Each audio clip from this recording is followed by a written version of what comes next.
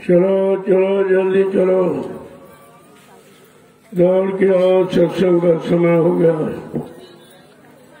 सब लोग सामने आके बैठा करो ताकि एक एक वचन सावधानी के साथ आपको समझ में आ जाए। वचन ही आपको बचा सकते हैं और कोई उपाय युक्ति, कोई सामान आपको काल माया के देश से बचाने वाला नहीं है। इसलिए संत वचन लटपटे, झटपट लखे न को, जो झटपट लखे तो झटपट दर्शन हुए।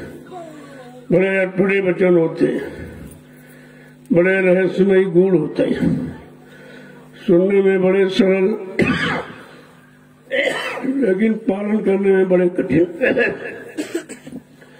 क्योंकि मन बेरुखी, उसको बेरुखी मिलती मन को, क्योंकि वचन भोगों से अलग, आपको सांसारिकता से अलग करते हैं, भौतिकवाद से भी अलग रखने की कोशिश करते हैं और अध्यात्म में जोड़ने का पूरा प्रयास करते हैं। जब तुम आध्यात्मिक दृष्टिकोण से उनके वचनों को सुनोगे तो तुम्हारी समझ में सब आ जाएगा कि भौतिक किसे कहते हैं, आध्यात्मिक किसे कहते हैं, नूरानी किसे कहते हैं, जिस्मानी किसे कहते हैं, अंतर्मुखी किसे कहते हैं, बहिर्मुखी किसे कहते हैं। ये तो बात समझ में जब आएगी जब उनके वचनों को तन्मयता और लगन दृढ़ता के साथ सुनोगे, अब तो कुछ समझ में आ जाएगा। अन्यथा ये कान सुनते रहते हैं, मन उसको पकड़ता नहीं है। और मन को पकड़ाने के लिए वचन उच्चारण किए जाते हैं। और मन को अगर तुम पकड़ा दो तो ये बहुत जल्दी ठीक हो जाए और ये किसी से ठीक नहीं होता। कितने आप उपाय कर डालो, कितनी कोशिश कर डालो, तो वो बड़े बड़े ऋषियों ने तो हजारों वर्ष तपस्या की जंगलों में, शरीर को सुखा दिया, हड्डियों को गला दिया, भोगों से बिल्कुल दूर रहे, लेकिन मन कंट्रोल में नहीं हुआ। जब ऋषि मुनि योगी महर्षि अवतारी शक्तियां जिनको भगवान कहते हो, जब वो नहीं मन को कंट्रोल नियंत्रण में रख पाए, हम आप कलयुग के गंदे कमजोर जीव कैसे रखेंगे। तो हमें आपको तो कोई न कोई सहारा चाहिए, किसी न किसी का बल, शक्ति, ताकत चाहिए। अपने बल ताकत से तो मन खराब हो नहीं सकता, क्योंकि इसने अपनी सारी शक्ति ताकत को भोगों में एकदम खो दिया, खत्म कर दिया, नष्ट कर दिया। अब ये इतना कमजोर, असार, निर्बल हो गया है, कहता मेरे बस का नहीं। कहा भोग वासना मुझ में भरी, मुंह से सत्संग क्यों न जाए। बिल्कुल साफ जवाब देता है, मैं भोग वासना से इतना लिप्त हूँ, लिपायम हूँ, इतना सरोवर हो गया हूँ कि हमको सत्संग वचन सुनाई ही नहीं देते। मेरी समझ में नहीं आता ये किस लिए कहते हैं। तो कहने का मतलब इतना मन खराब हो, अच्छी और सच्ची बात को अच्छा सच्चा न समझ पाए और बुरी बातों को पकड़ने की कोशिश करे, इसका मतलब हमारा मन बहुत बुरा है, बहुत खराब। और हम दूसरे को कहते ये खराब, पड़ोसी नहीं ठीक है, मतलब ये दुश्मन वो दुश्मन। अरे भाई ये क्यों नहीं कहते, हमारा मन ही खराब है। अगर ये मन खराब ना होता तो ये अच्छी बात क्यों नहीं पकड़ता। ये बुरे वचनों को जल्दी पकड़ता, बुराई को जल्दी पकड़ता, बुरे कर्मों की तरफ बहुत जल्दी जाता, और बुरे वचन याद रहते, अच्छे वचन याद नहीं रहते। कितना खराब है इसकी पकड़ बुराई और बुरे वचनों की ही। तो इसलिए अब अच्छी संगत में अच्छे वचनों को पकड़ाने में लाने में थोड़ा समय लगे, लेकिन करत अभ्यास के जड़ मत हो सुझाव। अगर तुमने मन को मोड़ने का अभ्यास जारी कर दिया, लगातार करते रहे, तो धीरे धीरे रे मना धीरे सब कुछ होए।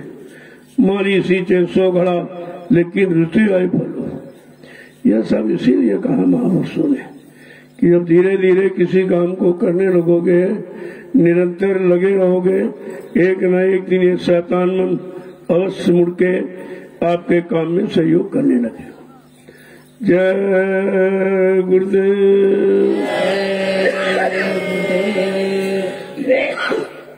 जय गुरुदेव, जय गुरुदेव, जय गुरुदेव। नाम किसका? प्रभु का। जय गुरुदेव। नाम किसका? प्रभु का। प्रभु का प्यारा नाम। जय गुरुदेव।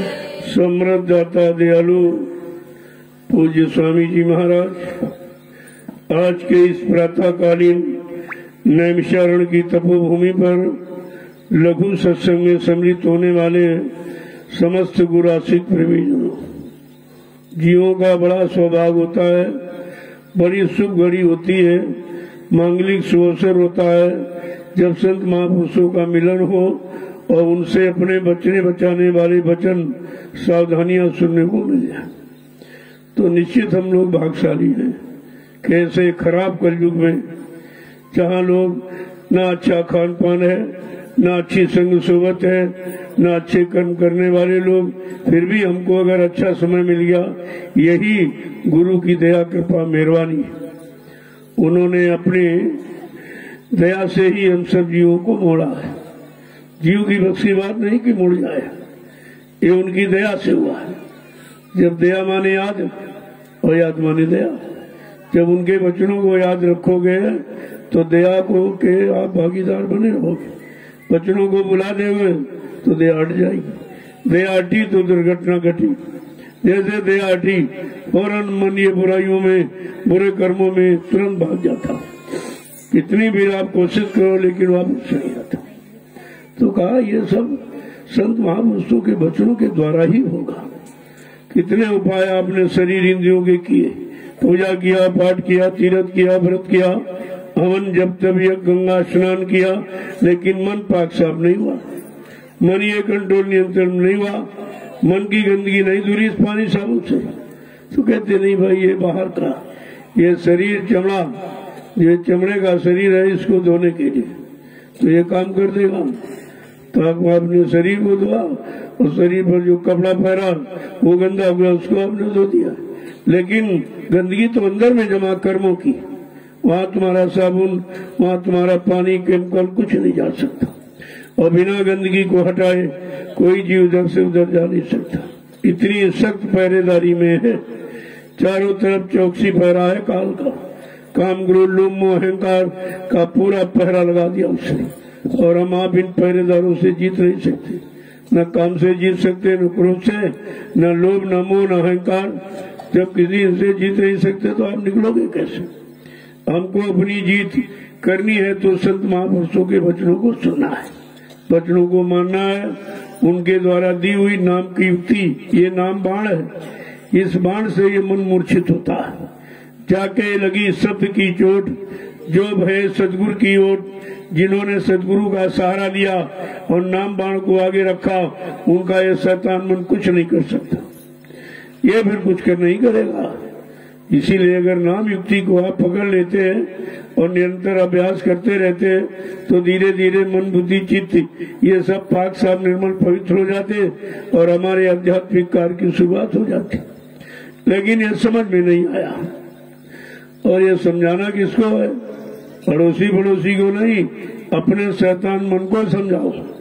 ये मानेगा तब काम होगा। तुम इसको समझाते हो, उसको समझाते हो, कोई समझ भी गया तो तुम्हारा कौन काम कर देगा, और नहीं समझा तो तुम्हारा क्या नुकसान कर देगा। हमारी हानि और लाभ अपने समझने से होगी। जब तक अपने मन को नहीं समझाओगे तब तक कुछ नहीं होगा। मन समझाने के 3 साधन बताए कलयुग में, सत्संग करो, सेवा करो और भजन करो, चौथा कोई रास्ता नहीं। अब 3 रास्ते हैं, और तो कहीं होते हैं, लेकिन यहाँ आश्रम पर तो 3 रास्ते, 3 काम आपके हो रहे। आपने भजन किया, सत्संग मिला, अभी सेवा मिल जाएगी। मतलब ये 3 काम केवल नैमिषारण्य की तपोभूमि पर, और कहीं नहीं। कहीं आप चले जाओ, कितना बड़ा कोई समाज जोड़ दे, लोगों को इकट्ठा कर ले, कोई वहाँ बैठने का साधन, खाने पीने का साधन बना दिए तो हो सकता, लेकिन ये 3 काम जिससे काम होना है वो नहीं हो रहा। ये तो काम तुम घर में भी बने कर रहे हो। अच्छा मकान सजा लिया, अच्छा भोजन बना के खा लिया, अच्छे कपड़े पहन लिए, ये तो आप घर में भी करते हो। लेकिन आश्रम इन 3 कामों में होना चाहिए, सत्संग हो, सेवा हो और भजन, तब तो ये काम संभव है। और ये कहीं नहीं हो रहा। कहीं तुम चले जाओ, हिंदुत्व में, मठ में, मंदिर में, गिरजाघर, गुरुद्वारों में, धर्मस्थलों में, पूजा स्थलों में, तीर्थों में, मूर्त में, पानी में, कागज में, कहीं आप चले जाओ, ये 3 काम कहीं नहीं हो रहे। यही कारण है कि जीव बेचारा फंसा पड़ा। जो फंसने की युक्ति है, जो संत महापुरुषों ने दी, उसको आप लेते नहीं हो, और शरीर इंद्रियों वाली युक्ति करते रहते हो। तो शरीर इंद्रियों वाली युक्ति करने से जीवात्मा थोड़ी जाग जाएगी। हाँ, जीवात्मा शरीर में है, लेकिन वो नाके पर बैठी हुई। यहाँ पर दोनों आंखें को मत बांटो, वहाँ कोई गंदगी नहीं है, और उसके नीचे सब गंदगी है। आंखें हैं, आंखों से गंदगी देखते हो, कानों से गंदे वचन सुनते हो, मुंह से गंदा खान पान, गंदी बोली भाषा का प्रयोग करते हो, पैरों से गंदी जगह चल के जाते हो, हाथों से भी गंदे काम करते हो, मन से गंदा संकल्प विकल्प करते हो, और बुद्धि से गंदा निर्णय लेते हो। ये सब पूरा शरीर गंदगी से भरा। केवल ये स्थान पाक साफ जहाँ जीवात्मा बैठी। अब वो बेचारी इंतजार कर रही अपने प्रिय मित्र मन का, क्योंकि वो जब सतलोक सचखंड से उतारी गई थी और जब नीचे बीच के लोक में आई, जहाँ मन का स्थान त्रिकुटी धाम, वहाँ पर मन को साथी बना लिया। कहा चलो हम तुम दोनों नीचे के लोगों को देख करके वापिस आ जाएंगे, चलो मैं तुमको बिना साथ ले वापिस नहीं आऊंगी। बस ये वचनबद्धता इनकी है। और बेचारी इसी का वो इंतजार कर रही कि मैंने वादा किया है, और मन उधर भोगों में फंसा है, वो इधर आ ही नहीं रहा, और ये भोगों में जा नहीं सकती, ये गंदगी में नहीं जा सकती, और गंदगी में है। अब देखो कितना अंतर हो गया, एक पाक साफ निर्मल पवित्र और एक गंदा। ये है संग दोष। अब इस गंदे मन का संग दोष जीवात्मा को लग गया, जिसके कारण वो अभी तक नहीं पहुंच पाई। इंतजार कर रही है, मन कब आएगा, कब लौटेगा, कब वापिस आएगा, लेकिन वो तो सब भूल गया। किधर से आया, किसके साथ आया, कौन मुझको साथ में ले आया, मेरे लिए किसी ने कोई वादा संकल्प प्रतिज्ञा की, यह सब हो चुका। अब इतनी बड़ी भूल भुलैया में इस मन को कैसे समझाया जाए? क्यों ऋषि मुनि नहीं समझा पाए, योगी योगेश्वर नहीं समझा पाए, ब्रह्मचारी नहीं समझा पाए, और तारी शक्तियां ज्ञानी विज्ञानी वो नहीं समझा पाए, तो हम सब कलयुग के गंदे कमजोर जीव कैसे समझाएंगे? संग कर लोगे अंदर बाहर दोनों तरफ से, उसी तुम सत्रों की तैयारी करोगे। लेकिन जब तक आप इस तरह के सच्चे अच्छे काम में नहीं लगोगे, मन को नहीं लगाओगे, बुराइयों में भोगों में फंसाए रहोगे, तो इस गंदगी से मन थोड़ी जाएगा। यही बात हमें आपको समझनी है।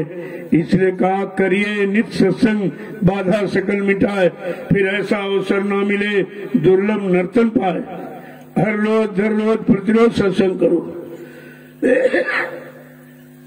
100 किलोमीटर तक कहीं अगर खबर मिल जाए कि सत्संग हो रहा, लेकिन सत्संग हो सत्संग न हो, वहाँ निंदा आलोचना बुराई न होती हो। सत्संग की खबर मिल जाए तो सब छोड़ करके वहां पहुंच जाना चाहिए। पता नहीं कौन सा वचन तुम्हारे काम आ जाए, तुम्हारे मन को लग जाए और मन बदल जाए और घूम के चलने लगे। इसलिए सत्संग की बड़ी महिमा, बहुत बड़ी महिमा है। लेकिन वही बात है कि सत्संग जल जो कोई पावे, मैलाई सब कट कर जाए। जिस किसी को सत्संग रूपी सत्ता का जल मिल जाए, अब उसमें पढ़ाई लिखाई की बात नहीं कही, उसमें जात पात की बात नहीं की, छोटे बड़े गरीब अमीर की बात नहीं की। कहा जिस किसी पर दया हो जाए, जो दया का पात्र बन जाए और अपने में पात्रता बना ले, वही इसका लाभ पाने का अधिकारी बन जाएगा। संत महापुरुषों ने कोई भेदभाव नहीं रखा। कोई छोटे का, बड़े का, गरीब का, अमीर का, पढ़े लिखे अनपढ़ का, हिंदू का, मुसलमान का, स्त्री और पुरुष का कोई भेद नहीं रखा। पहले के युग में था ऐसा कि स्त्रियों को अधिकार नहीं था। पहले युग में स्त्रियों को केवल इतना अधिकार था, स्त्री धर्म और नहीं दूजा, पति और सास ससुर पद पूजा, बस इतना काम था। उस समय पति शाकाहारी, सदाचारी, ब्रह्मचारी सहमित होते थे और जो समय के नाम थे, जो साधनाएं सारी रीति वो करते थे, तो उसका आधा स्त्री को मिल जाता। वो सेवा करती थी, वो सेवा करता था, पूजा करता था, अच्छे काम करता था, तो उसमें शरीर इंद्रियों से तो साझा पाती थी, लेकिन आत्मिक कार्य में कोई साझा नहीं। जो करेगा सो भरेगा, उसी को मिलेगा। अब यह है कोई कर रहा हो, अगर तुम सहयोग दे दो तो कुछ % आपको भी लाभ मिल जाएगा। धीरे धीरे आप भी बदल जाएंगे, आप भी लग जाएंगे। इसलिए कलयुग में दोनों को अधिकार है, स्त्रियों को भी अधिकार और पुरुषों को अधिकार। जिनके शरीर के अंदर जीवात्मा है वो परमात्मा से मिलने के सब अधिकारी है, चाहे स्त्री तो हो चाहे पुरुष। तन तो शरीर तो एक कवर है, ये तो जीवात्मा का कवर है, खोल, इससे कोई मतलब है नहीं। और यहाँ लोग खोल में ही फंसे रहे। इसी खोल को सजाने में, खिलाने में, पिलाने में पूरा समय खराब कर दिया, मिला कुछ नहीं। तो इसी तो कहा है, जात न पूछो साधु की, पूछ लीजिए ज्ञान, मोल करो तलवार का, पड़ी रहें दो म्यान। साधु महात्मा की कोई जाति नहीं, भक्त भगवान की कोई जाति नहीं, गुरु शिष्य की, साधक की कोई जाति नहीं। जात पात तो हमने समाज परिवारों ने बना डाली। अब हम ही समाज परिवार में परेशान, क्यों व्यवस्था तुमने बनाई है, तुम अपनी बनाई व्यवस्था से परेशान हो, आपस में लड़ाई झगड़े करते हो, छोटा बड़ा कहकर, पढ़ा लिखा अनपढ़ कहकर, धनी मानी गरीब अमीर कहकर, हिंदू मुसलमान कहकर के आप झगड़ा कर रहे हो। अगर परमात्मा की व्यवस्था को मान लेते कि परमात्मा खुदा नहीं, कोई जाति नहीं, कोई मजहब नहीं, कोई धर्म नहीं, कोई मतभेद नहीं बनाया, उसने केवल एक इंसानी शक्ल बना दी। उस इंसानी शक्ल को तुम अपनी मानसिकता से, चाहे हिंदू कह लो, चाहे मुसलमान कह लो, सिख, ईसाई, ब्राह्मण, क्षत्रिय, वैश्य, हरिजन, छोटा बड़ा, गरीब अमीर, पढ़ा लिखा अनपढ़, स्त्री पुरुष, कुछ भी तुम कह लो, वो तुम्हारी मानसिकता है। लेकिन उन्होंने एक बनाया और अंदर का खेल सब एक है और बाहर में दो है। शरीर में 2 आंखें, 2 कान, 2 नाक, 2 पैर, 2 हाथ, लेकिन जीवात्मा में 1 आंख और 1 कान, 1 नाक। वहाँ कोई जब 2 नहीं तो झगड़ा नहीं, भाई अकेला क्या झगड़ा करेगा। जब दूसरा कोई होगा प्रतिद्वंदी तभी तो झगड़ा करेगा। तो काल ने लड़ाने झगड़ाने के लिए देव दुविधापूर्ण व्यवस्था बनाई। 2 कान बना दिए कि अच्छा सुनो बुरा भी सुनो, 2 मतलब आंख बनाए, अच्छा देखो बुरा देखो, अच्छा सुगंधी बुरी सुगंधी, अच्छी जगह जाओ और बुरी जगह जाओ। 2 पैर बना दिए, 2 हाथ की, अच्छा यानी मतलब सब परिश्रम करो और बुरा भी बुरे भी कर्म करो। जब अच्छे बुरे कर्म हम आप करने लगे, इन्हीं कर्मों की गंदगी में तो हम आप फंसे हैं। आपको किसी ने नहीं फंसा, उसने केवल कर्मों का जाल बना दिया। इसी जाल को आप पाप पुण्य शुभ अशुभ कहते हो। फिर आपने अनुभव के लिए जरा करके देखे ये बनाया क्यों गया। तब कभी आपने अच्छा किया, कभी बुरा किया, कभी पाप किया, कभी पुण्य किया, कभी शुभ किया, कभी अशुभ किया। इसी पाप पुण्य की बेड़ी में हम करके खुद बंधे, हमें आपको किसी ने बांधा नहीं। यहाँ जितने आए सब बंधे रहे, सब रात पाठ धन दौलत मान सम्मान अधिकार इसी में तो सब रहे। लेकिन जब कलयुग में संत पधारे, उन्होंने हम सब जीवों को बंधन मुक्त करने की प्रतिज्ञा की, वादा किया कि मैं तुमको काल के बंधनों से मुक्त कराऊंगा, जन्म मरण से छुटकारा दिलाऊंगा, कर्मों के जाल से छुटकारा दिलाकर तुमको घर पहुंचाऊंगा। इतना बड़ा वादा सृष्टि में कोई ऋषि मुनियों ने, योगियों ने, महर्षियों ने, अवतारी शक्तियों ने किसी ने नहीं किया।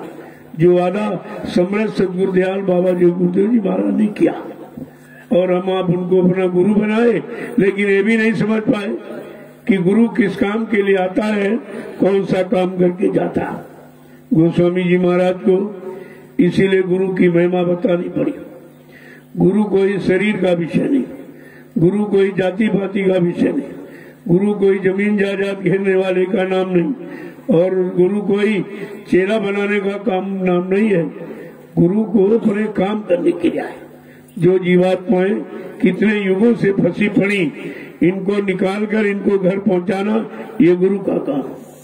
गु माने अंधकार, रू माने प्रकाश। देखो शाब्दिक अर्थ है, गु माने अंधकार, रू माने प्रकाश। जो अंधकार से प्रकाश की तरफ लाके खड़ा कर दे, सजा और बुराई से अच्छाई में, और अधर्म से धर्म की तरफ, दानवता से मानवता की तरफ, और पाप से पुण्य की तरफ हम सबको लाके खड़ा कर दे। ऐसी चेतन शक्ति को मृत्युलोक मंडल में गुरु कहते हैं। ये गुरु की परिभाषा, गुरु की पहचान। गुरु कोई दाढ़ी बाल का नाम नहीं है, लाल पीले कपड़े पहनने वाले का नाम। यह सब तो पाखंड है। शरीर पर जितना जो कुछ आप करते हो, ये सब दिखावट है, बनावट है, सजावट है, और इससे कुछ होने वाला नहीं। और सब बेचारे इसी खोल में फंस गए। अंदर नहीं देगा कि भाई अंदर में कोई गुरु के गुण है कि नहीं है, गुरु बनने का अधिकारी है कि नहीं है, और गुरु किसे कहते हैं, गुरु का काम क्या।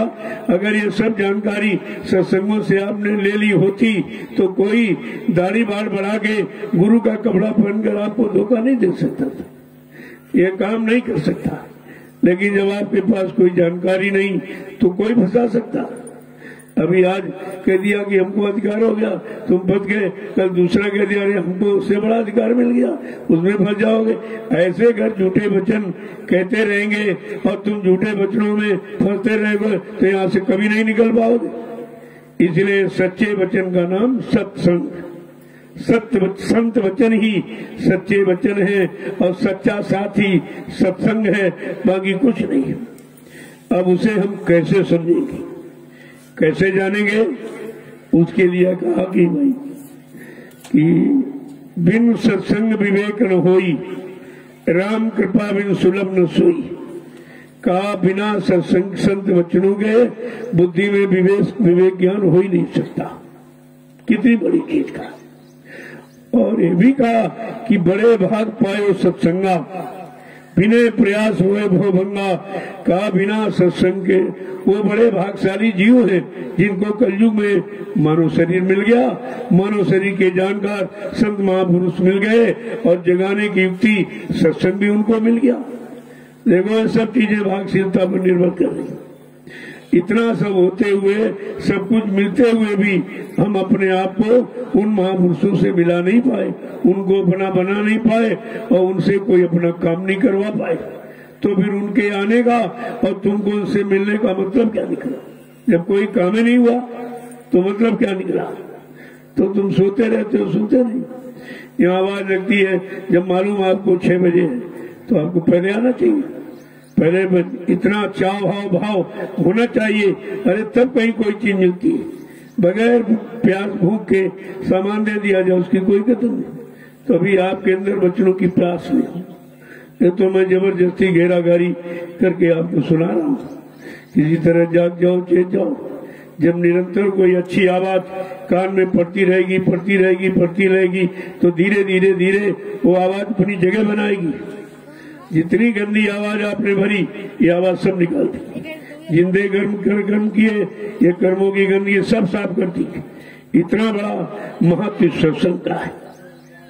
इसीलिए महापुरुषों ने कहा कि सठ सुधरे सत्संगत पाई। अगर अज्ञानता हटाना चाहते हो, अंदर में तीव्र अंधकार मिटाना चाहते हो, केवल सत्संग काम करेगा और कोई दवा कोई औषधि जड़ी काम नहीं कर सकती कि तुम्हारे अंदर बसी हुई गंदगी को निकालती या खत्म करती। अब हमें आपको ये सब समझौती अपने शैतान मन के लिए करना। निरंतर इस मन को समझाओ। महापुरुषों ने कहा, अरे भाई पढ़ो तुम इसी के पीछे और सभी जतन तजना। जितने यत्न शरीर इंद्रियों के बाहर में जो आपने किए वो कहते उससे तुम्हारा अंदर का कोई काम नहीं होगा। इसलिए सब कुछ छोड़ छाड़ कर इस शैतान मन के पीछे बढ़ो। वही जब दुश्मन खत्म हो जाए तो फिर आजाद हो जाओगे आप। आपकी चिंता खत्म हो जाएगी। और दुश्मन है मन ही। पहले तो मन था अन्य युगों में, अब कलयुग में मन ही तो दुश्मन है। यही बुरे कर्मों की सलाह देता, यही बुरमों की तरफ बार बार खींच के आपको ले जाता, उसी में लगाने का कोशिश प्रयत्न करता रहता। लेकिन तुम्हें तो कोई रास्ता मिला है, तुम्हें तो कोई वचन सुनने को मिले हैं, तुम्हें कोई अधिकार कमाई का दिया गया। लेकिन जब उस पर विचार ही नहीं करते हो, ऐसे तो जीवन निकल जाएगा। सुनते सुनते सुनते सुनाते तो इससे तो कोई काम होगा नहीं। किस लिए सुनाया जा रहा, हम किस लिए सुन रहे, सुनकर हमें क्या करना, जब तक ये आपकी समझ में नहीं आएगा तो सुनना सुनाना सब बेकार हो जाए। तो कितना समय निकल गया सुनाते सुनाते सुनाते, और आपका कितना समय निकल गया सुनते सुनते। न सुनाने वाले की बात तुम्हारी समझ में आई और तुम्हारा सुनने का समय और उनका सुनाने का समय दोनों खराब होगा। तो आपने कितना बड़ा नुकसान कर लिया। तो जब भी बैठो या कहीं भी रहो, कोई भी काम करो, मन की निगरानी करते रहो। ये बुरे कामों में जाने न पाए। बुरे कामों में जाते हो फौरन सेवा में लगा दो उसको। देखो सेवा एक ऐसा आधार है, जब मान लो नींद आ रही फौरन सेवा में, कोई बुरे विचार है फौरन सेवा। ये सेवा सब तरह की गंदगी आपकी दूर कर देगी। 3 बार कहो सेवा तो क्या निकलता, सेवा सेवा और सेवा। जिससे वो मालिक, वो अपना देश, अपना घर ये मिल जाए, वो सेवा सी, वो है परमार्थी सेवा। वैसे सेवाएं आप घर गृहस्थी परिवार में रोज करते हो, बाल बच्चों के लिए, पालन पोषण के लिए, खेती करते हो, दुकान करते हो, दफ्तर करते हो, बिजनेस व्यापार मजदूरी है, सब आप करते हो। समाज की सेवा की, देश की सेवा की, लेकिन तुमने अपनी जीवात्मा की सेवा की जिसके लिए मानव शरीर मिला था। वो तो सेवा छूट गई और उसके बारे में किसी ने बताया नहीं। इसीलिए कहा तन की सेवा, मन की सेवा, धन की सेवा, चौथी है सूरत की सेवा, जीवात्मा की सेवा। इस सेवा के लिए हम ये सब सेवाएं करते हैं कि मन हमारा जीवात्मा के लिए जो नाम दान दिया गया उसमें लग जाए। जो हमने गलत कर्म किए जिससे काम नहीं हो रहा, सेवा में लग जाए। वचन सुन ले तो काम तो सो उसी तरफ इशारा कर रहा है। ये हम सारे काम जीवात्मा के लिए ही करते। किसी तरह से संत सदगुरु मेहरबान दयालु कृपावान हो जाएं, हमारा ये काम कर दें जो कभी नहीं हो पाया। ये रात पाट धन दौलत मान सम्मान अधिकार पद पत्नी बाल बच्चे, ये तो आपने पता नहीं कितने युगों से पाए हैं। लेकिन जो असली काम ये छूटता रहा, क्योंकि असली काम के जानकार संत सदगुरु नहीं मिले और उन्होंने रास्ता दिया तो हमने आपने समझा नहीं। पहली बात तो इस तरह का रास्ता किसी ने दिया है। कबीर साहब से लेकर हजारों संत आए, सब गुप्त संत थे, प्रकट में कोई नहीं आए। इसलिए गुप्त रूप से उन्होंने जीवों की संभाल की। जो उनके पास गया, सेवा श्रद्धा भाव देखा तो नामदान दे दिया, उनको कान में सुना दिया। लेकिन इस तरह से लाउड स्पीकर लगाकर सारी सृष्टि को तो यहाँ किसी ने नामदान दिया ही नहीं। ये समर्थ मालिक की पहली पहचान है। हम पहचान भी नहीं कर पाए कि आज तक सृष्टि में ये काम किसी ने नहीं किया। नामदान तो लाउड स्पीकर लगा के किसी ने दिया। अब तो नकल तो बहुत करेंगे, लेकिन शुरुआत किसी ने नहीं की। शुरुआत केवल बाबा जी गुरुदेव जी महाराज ने, किसी ने नहीं।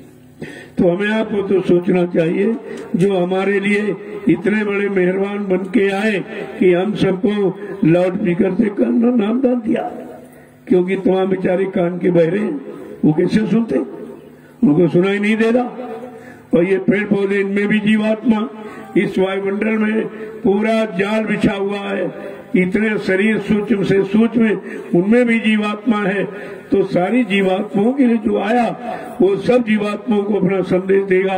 तो उन्होंने लाउड स्पीकर लगाकर जगह जगह सारी सृष्टि को नामदान दे दिया। एक कितना बड़ा काम उन्होंने तो दिया, लेकिन हमने आपने लिया काम, हमने आपने केवल सुना था, लिया नहीं था।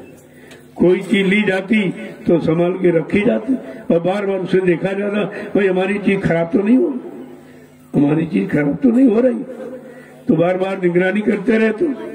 अगर नामदान लिया होता तो बार बार स्मरण करते हो कि हम भूल तो नहीं गए, नाम को तो नहीं भूल गए, रूप को तो नहीं भूल गए, स्थान को तो नहीं भूल गए, आवाज को तो नहीं भूल गए। हमने सुना, लिया नहीं। अगर ले लेते तो काम बन जाता।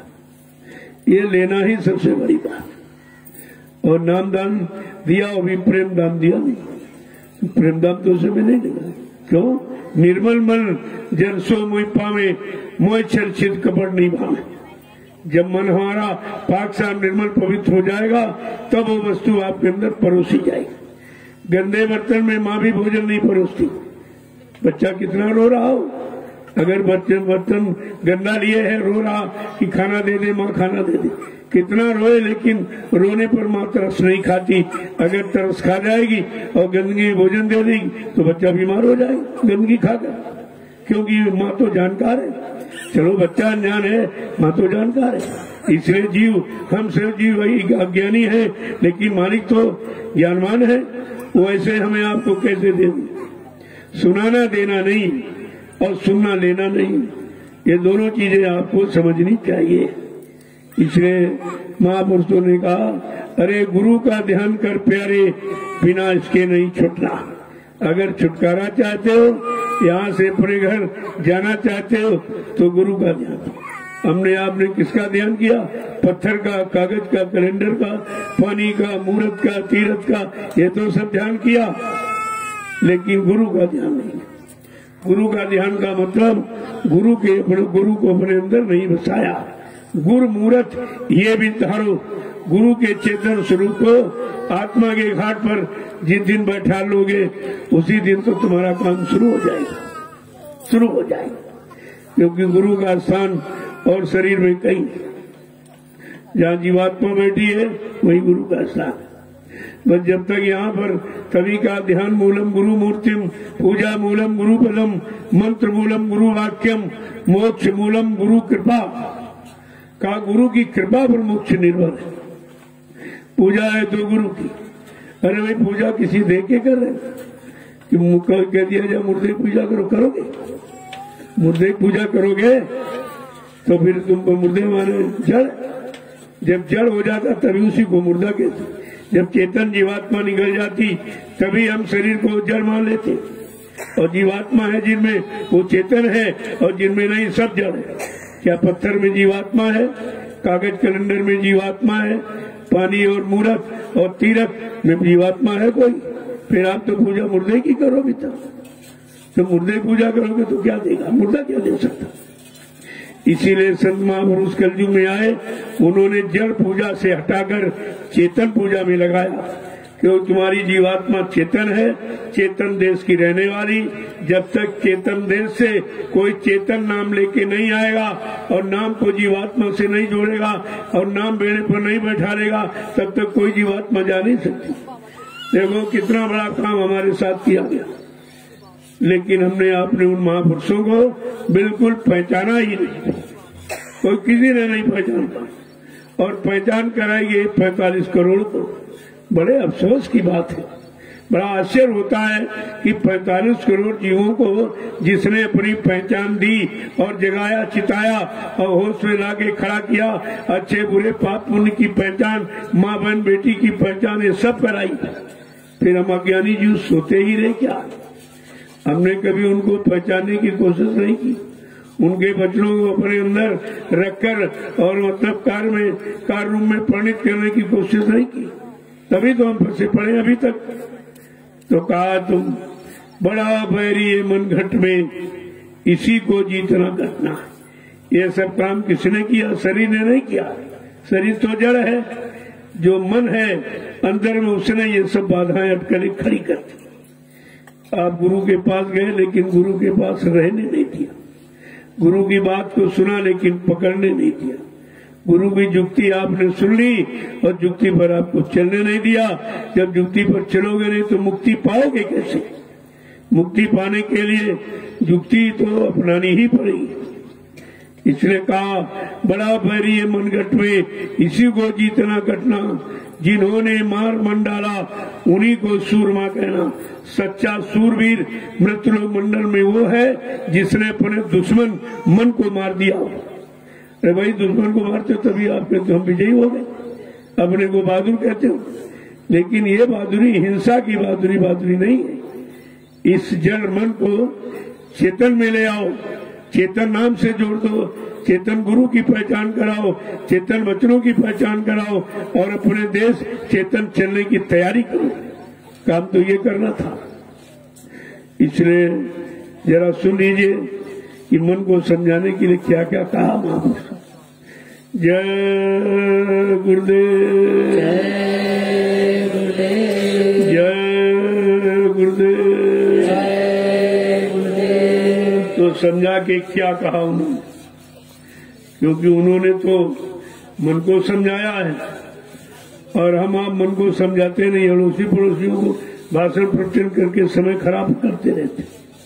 करा इसमें समय खराब मत करो। संत मत में बोलना, कहना ना बोलना कुछ तारे जुआ पे रखना, अपने काम में लग जाओ, क्योंकि चुटकी का खेल अपनी चुटकी बजा दिखाना। महापुरुषों ने कहा तो चुटकी बजाते हो जाए। देखो कितनी बड़ी शक्ति सामर्थ्य लेके आए, कितनी बड़ी जानकारी लेके आए, कितनी बड़ी शक्ति ताकत लेके आए। कहते ये काम तुम्हारा चुटकी बजाते हो जाएगा अगर तुम मेरे वचनों को मान लो, मेरे हुक्म आदेश का पालन कर लो।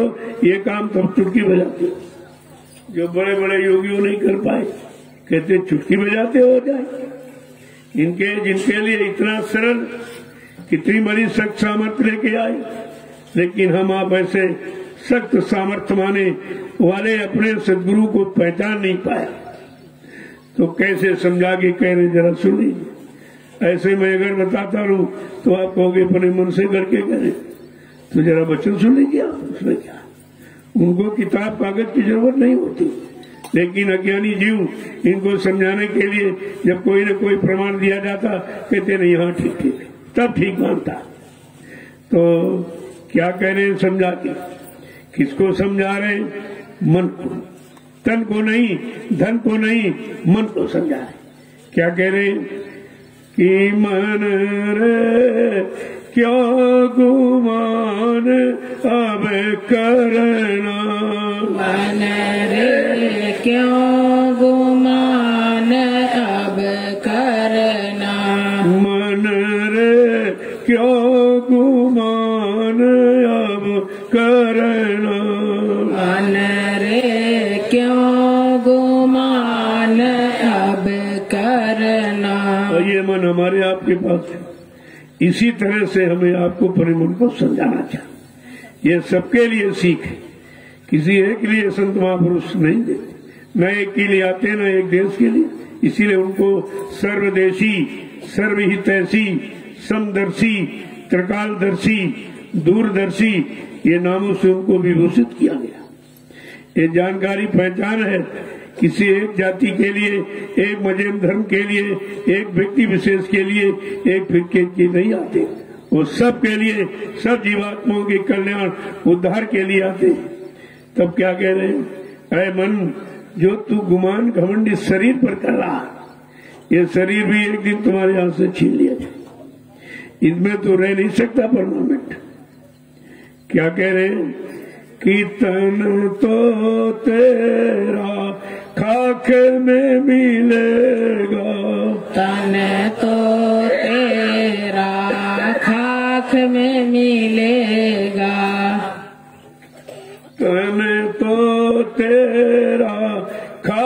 में मिलेगा, तन तो तेरा खाक में मिलेगा। 84 बीच फंसना, 84 बीच फंसना। मन रे क्यों गुमान अब करना, मन रे क्यों गुमान अब करना। कह रहे हैं मन जिस तन पर तू गुमान घमंड कर रहा, यह शरीर भी तेरा साथ नहीं देगा, ये भी एक दिन धोखा दे देगा, तुझको इस शरीर से निकलना पड़ेगा। फिर दूसरे शरीर में जाएगा, उनको उसकी भी समय अवधि पूरी हो, उसमें से निकाल दिया जाएगा। जिन जिन शरीरों में तू जाएगा, किसी शरीर में तुझे रहने दिया जाएगा नहीं, निकाल बाहर कर दिया जाएगा। अरे तू उस पर घमंड क्यों कर रहा? करे ये शरीर तेरा एक दिन खाक मिट्टी में मिल जाएगा और फिर तुमको 84 के चक्कर में जाना पड़ेगा। बार बार इसी तरह जन्म मरण खोते होते हमारा आपका कितना समय निकल गया और मिला कुछ, अभी तक कुछ नहीं मिला। जो शरीर के सामान भोगों को तो मिल गए, लेकिन शरीर जिसके लिए मिला वो नहीं मिला। असली बात तो ये है, शरीर तो परमात्मा की प्राप्ति के लिए मिला था, परमात्मा की प्राप्ति तो हुई नहीं, और काल में के भोगों के सामान मिलते रहे, हम उन्हीं में फंसते रहे, करते रहे। आगे क्या करें कि दीन गरीबी चित्त में धरना, दीन गरीबी चित्त में धरना, दीन गरीबी चित्त में धरना, दीन गरीबी चित्त में धरना। काम क्रोध से बचना, काम क्रोध से बचना। मन रे क्यों गुमान अब करना, मन रे क्यों गुमान अब करना। इसलिए गरुड़ गुमान को छोड़ दीन गरीबी धारण कर। क्यों? दीन गरीबी धार तेरे भले की कहूँ, मान प्रतिष्ठा छोड़ तेरे भले की। ये गंदगी है जिसको हम सच्चा अच्छा समझकर उसी में लिपटे पड़े हैं, और ये है गंदगी। जब तक ये गंदगी नहीं हटेगी तब तक बंदगी नहीं होगी, जब तक बंदगी नहीं होगी ये जिंदगी सफल नहीं होगी। क्या कह रहे हैं? काम क्रोध से बचना, और किसी से नहीं। काम क्रोध लोभ मोह अहंकार ये 5 शत्रु हैं, इनसे बचना, इनको जीतना और इन पर अपना अधिकार जमाना का ये तुम्हारे बस की बात तो नहीं है, लेकिन जिन्होंने बस में किया है, अगर उनके वचनों को सुनकर उन पर विश्वास करके और मान के तू चल पड़े तो एक न एक दिन वो तेरा ये काम करा देंगे। आगे क्या कह रहे हैं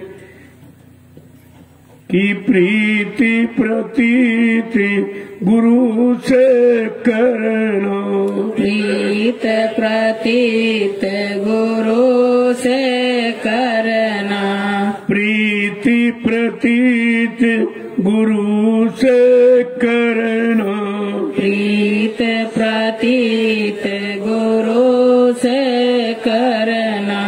नाम रसायन घट में भरना, नाम रसायन घट में भरना, मन रे क्यों गुमान अब करना, मन रे क्यों गुमान अब जो तूने जड़ भोगों से, जड़ सामान से, जड़ रिश्तों से प्रेम किया, कहा उससे तो कुछ मिला नहीं तुझे। सच्चा प्रेम प्यार मोहब्बत अगर गुरु से हो जाए तो ये काम तुम्हारा क्षरमात्मा कर देंगे कि उनके पास दवा है, औषधि, जड़ी बूटी, रसायन है, जिस रसायन के इस्तेमाल से सारी बीमारी काम क्रोध लोभ मोह अहंकार की खत्म हो जाती है। कहा ऐसे समरस सद्गुरु से प्रेम करो, वो तुम्हारी सारी बीमारी खत्म कर देगी। जब बीमारी खत्म हो गई तो परेशानी खत्म हो गई। आगे क्या कह रहे हैं कि मन मलिन के कहे न चलना, के कहे न चलना, मन मलिन के कहे न चलना, मन मलिन के कहे न चलना, गुरु का वचन हृदय बिच रखना, गुरु का वचन ही बीच रखना, मन रे क्यों गुमान अब करना, मन रे क्यों गुमान अब करना। ये गंदा है, मन मलिन यानी गंदा है, और गंदगी भोगों की हमेशा लिपटे रखता है और गंदगी में जाने की कोशिश करता रहता है और गंदगी का ही हमेशा सलाह को देता है। कहता है इस गंदे मन का कहना मत मानना, जो गुरु कहे उन वचनों को दृढ़ता मजबूती के साथ अपने हृदय में धारण करो। जब हृदय में गुरु का वास हो जाएगा, वचनों की जगह बन जाएगी, फिर ये कोई भी काम क्रोध लोभ मोह अहंकार ये तुम्हारे पर दबाव नहीं डाल सकते, तुमको ये जबरदस्ती तुम्हारे पर कब्जा नहीं कर सकते। शरीर में तो रहेंगे लेकिन इनका दबाव नहीं बनेगा।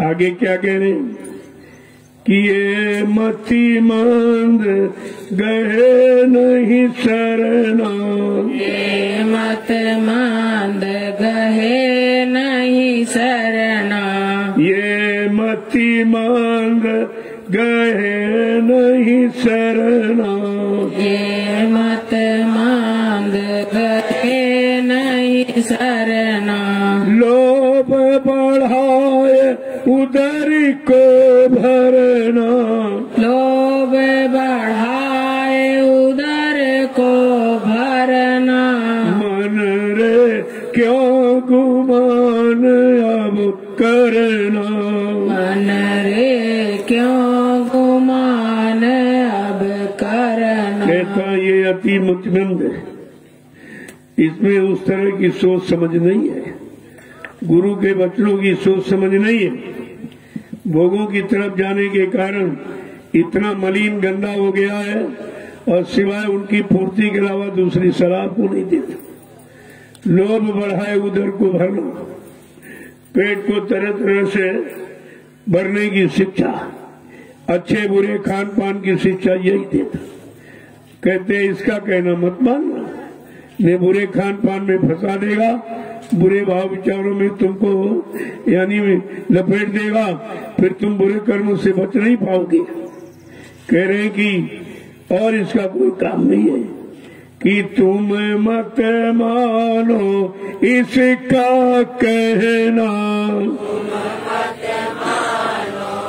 इसका कहना, और तुम मत मानो इसका कहना, तुम मत मानो इसका कहना, इससे संग जगत बिच फंसना, इसके संग जगत बीच फंसना, इसके संग जगत बिच फंसना, इसके संग जगत बीच फंसना, मन रे क्यों गुमान अब करना, मन रे क्यों गुमान अब करना। इसलिए तुम शैतान मन का कहना मत लो।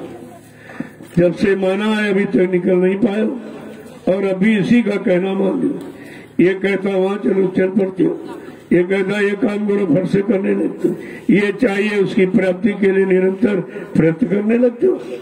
तो ये तुमको अभी तक ले कहाँ गया है, किसमें लगाया, आपको मिला क्या है, ये सब जानकारी आपको रखनी चाहिए। जब सारी जानकारी हो जाएगी तो इस शैतान मन का तुम कहना नहीं मानोगे। यही कहो नहीं, इसी के कहने से मैं आज तक यहाँ फंसा पड़ा निकल नहीं पाया। आगे क्या कह रहे हैं, इसके बीच जगत में फंसना, इसका कहना मानकर संसार से कोई अपने आप को निकाल नहीं सकता। संसार माने भोग, इन भोगों से कोई निकाल नहीं सकता। जब तक भोगों को छोड़ोगे नहीं तो योग को कैसे अपनाओगे? जब भोग छोड़ दोगे तो योग को पकड़ लोगे, योग पकड़ लोगे योगी बन जाओगे, और भोगों को पकड़ा तो भोगी बने बैठे हो, और भोगी ही रोगी बनता, और रोगी कष्ट मुसीबत का कारण होता। आगे क्या कह रहे हैं? इस मूर्ख को समझ के रखना, इस मूर्ख को समझ के रखना, इस मूर्ख को समझ के रखना, इस मूर्ख को समझ के रखना। गुरु के चरण को नहीं बिसरना, गुरु के चरण को नहीं बिसरना। मन रे क्यों गुमान अब करना, मन रे क्यों गुमान अब करना। कहता अब इस भोगी मन को बहुत सवाल के रखे, इसका कहना नहीं माना।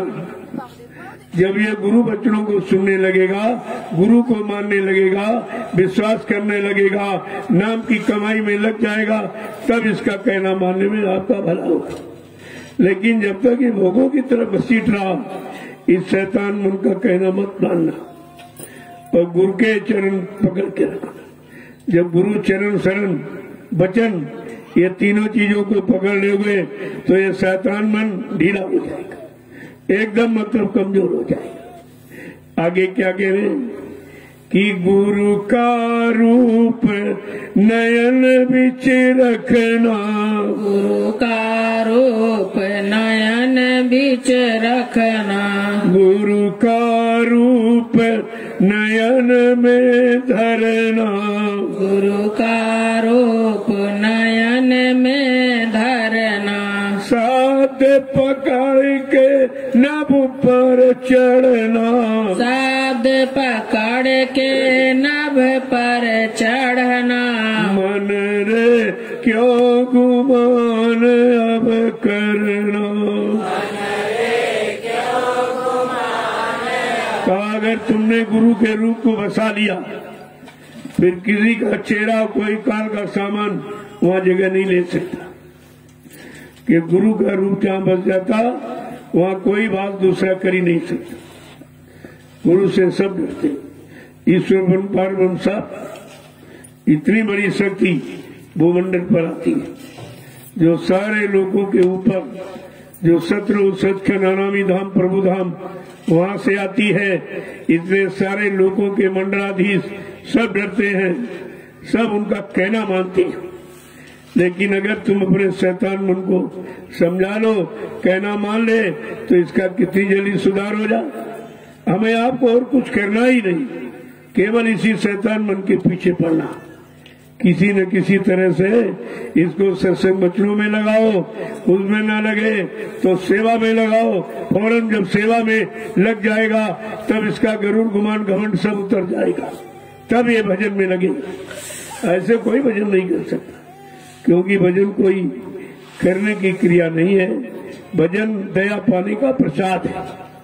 अगर दया का प्रसाद मिल जाए तो ये जल्दी ठीक हो जाएगा। आगे क्या कह रहे हैं कि गुरु का रूप नयन में धरना, गुरु मूर्त ये भी धारो, गुरु के चेतन स्वरूप को इस आत्मा के घाट यहाँ पर बैठा लो। जब यहाँ बैठ जाएगा तब शब्द पकड़ के नभ में चलना। तो जो शब्द उधर से आवाज आ रही, जो हिंदू महात्माओं ने कहा आकाशवाणी, ब्रह्मवाणी, अनंतवाणी, ईश्वरवाणी, मुसलमान फकीरों ने इसी को कलमा और आयत कहा ये निरंतर 24 घंटे आवाज तुम्हारे इस मनुष्य मंदिर में हो रही। लेकिन बात यह कि कान नहीं खुला है। अरे भाई, जैसे बाहर शरीर में 2 आंख और 2 कान है, अगर आंख कान बंद हो जाए कुछ दिखाई सुनाई देगा? फिर आप तलाश करते हो, अरे भाई कोई जानकार, कोई संत महात्मा फकीर कोई मिल जाए जो इसका जानकार हो, हमको जानकारी दे दे, या दूर नेत्रों को, मतलब नेत्रों की खराबी दूर करने के लिए कोई हमको औषधि जड़ी दे दे, खराबी दूर हो जाए इसकी। अब जैसे शरीर के आंख कान खराब हो जाते, तो तुम डॉक्टर वैद्य हकीम की तलाश करते हो। जो मिल जाता जानकार दवा देता तो ठीक हो जाता, लेकिन आत्मा का कान नाक मुद्दतों से बंद है। क्या कभी आपने तलाश की, कोई उसका जानकार वैद्य हकीम कोई ढूंढा आपने? तो हमें ढूंढना मालूम कहाँ है कि जीवात्मा के यहाँ कान बंद है, उनको यहाँ कौन खोल सकता है? तो संत गोस्वामी जी महाराज ने जानकारी रामचरितमानस के माध्यम से उत्तरकांड से सबको उत्तर, तुम्हारे सारे प्रश्नों का उत्तर दिया और सारी समस्याओं का समाधान बताया। लेकिन हम आप उसको पढ़ते नहीं, रात भर भांजते रहते, समझ में चारों कुछ नहीं आता, ऐसे चिल्लाते रहते लाउड स्पीकर लगाकर। लेकिन ये नहीं जानते हैं कि हम ये कह क्या रहे, इसमें ये लिखा किस लिए है, किसको पाने के लिए लिखा है, कहाँ जाने के लिए लिखा है, किससे मिलने के लिए लिखा, ये तो जानकारी कर नहीं पाते। असली बात यह है कि बगैर जानकार के जानकारी भी नहीं हो सकती। अगर आपको हीरा दे दिया जाए तो तुम रखोगे, कहोगे अरे तो कांच है कांच, और फेंक दोगे। अगर कोई जानकार जौहरी, स्वर्णकार, सुनार जिसे कहते, अगर कोई जौहरी मिल जाए तो हीरे की परख उसको होती, वो संभाल के रखेगा, तुम फेंक दोगे। अज्ञानता और ज्ञान में ये अंतर है। जो चीज जानकार मिल जाते, जानकारी करके मिलती, उसे हम संभाल के, क्योंकि हमें पहचान हो जाती। तो अभी तो आपको गुरु की पहचान नहीं, गुरु के वचनों की पहचान नहीं, उनके काम की पहचान नहीं, उनके जगह नाम की पहचान नहीं, किस धाम से आए उसकी भी पहचान नहीं। हम तो गुरु की तरफ से बिल्कुल अज्ञानी बैठे, कुछ नहीं मालूम। और ये जानकारी देगा कौन? कहते सत्संग देगा। तो गोस्वामी जी महाराज ने रामचरितमानस के उत्तरकांड में क्या लिखा कि जीवात्मा का कान कौन खोलेगा? कि सतगुरु दे बचन विश्वासा और संयम ये ना विषय की आशा। कि अगर सदगुरु भी वैद्य मिल जाए, उनके वचनों पर, उन पर हम विश्वास कर रहे, और क्या कि संयम ये है, परहेज ये है कि विषय वासनाओं की इच्छा न रहे, तो ये काम हमारा बहुत सरल हो जाए। आपको करना कुछ नहीं, केवल मान लेना है।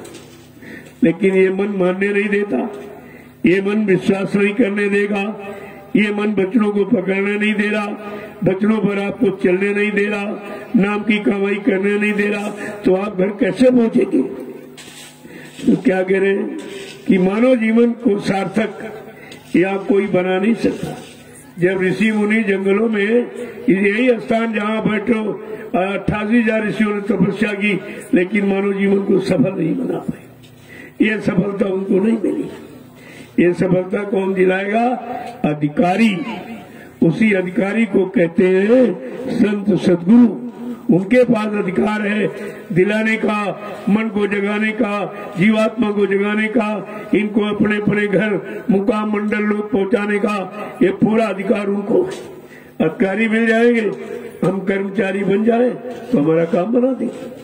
तुम कर्मचारी बनना नहीं चाहते तो अधिकारी कैसे बन जाओ? कर्मचारी माने कर्म।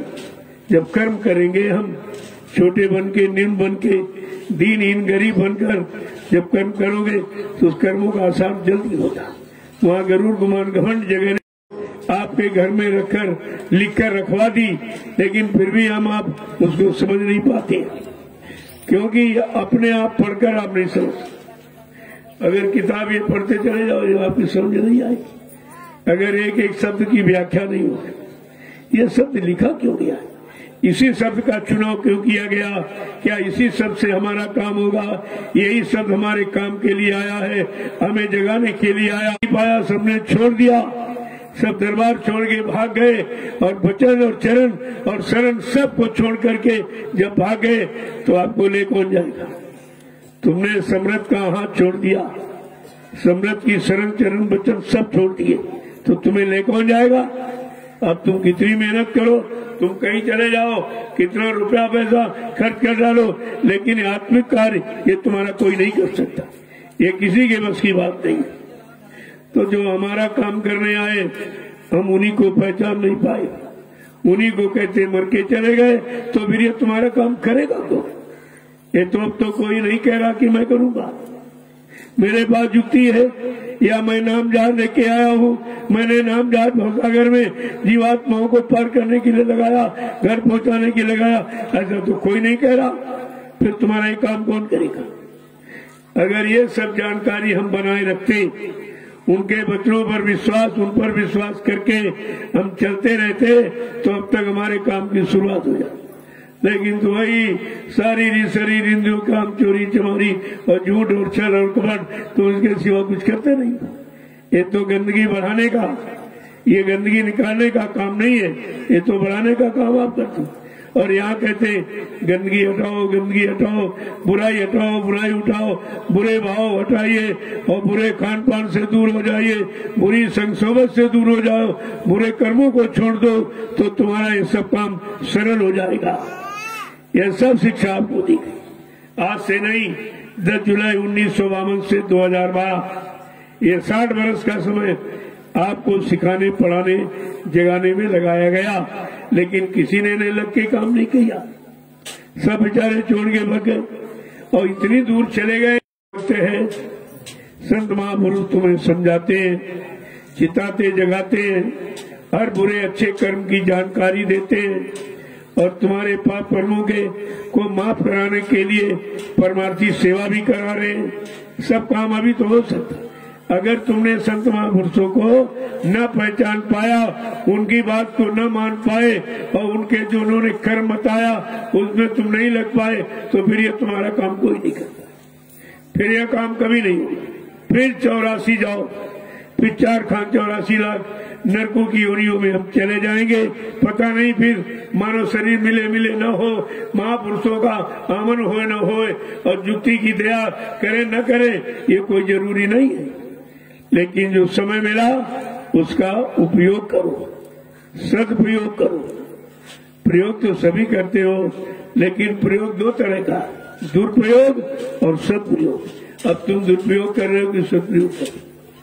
तुम करते हुए भी अपने आप को नहीं समझ पा रहे कि हम ये कर रहे हैं, तो शरीर का और समय का, श्वासों की पूंजी का और शरीर की शक्ति का ये दुरुपयोग हो रहा है कि सदप्रयोग हो रहा है। हम खर्च करके भी नहीं समझ पा रहे, रोज बर्बाद खर्च करते श्वासों की पूंजी, लेकिन समझ नहीं पा रहे कि ये खराब हो रही है कि अच्छी हो। का नाम सुमिरना, जय गुरुदेव का नाम सुमिरना, जय गुरुदेव का नाम सुमिरना, जय गुरुदेव का नाम सुमिरना। गुरु, इसीलिए तो बताया जा रहा कि जय गुरुदेव का नाम सुमिरना, और गुरु जो कहे वही अब करना।